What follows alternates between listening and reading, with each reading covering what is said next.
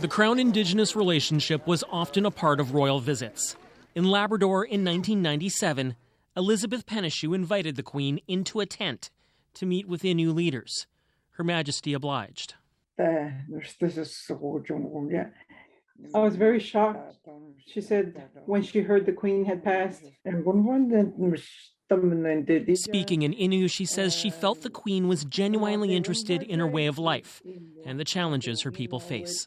She could see that the Queen was very open to meeting Innu people. The Crown-Indigenous relationship is revered by many Indigenous people.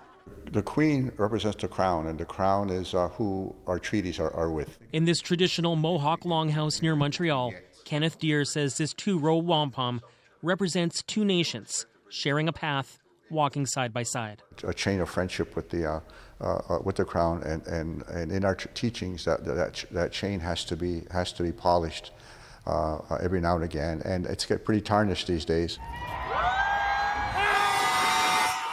Last year in Winnipeg, statues of Queen Elizabeth and Queen Victoria were toppled in response to unmarked residential school graves.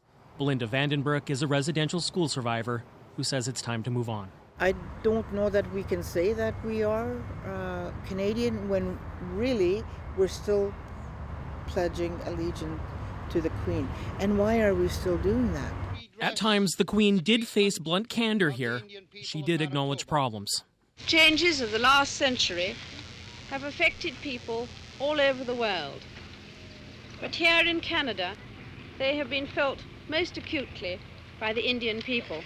Condolences are coming in from Indigenous communities and leaders from across the country, many with a recurring message to the new king. Don't forget about us. Cameron McIntosh, CBC News, Winnipeg.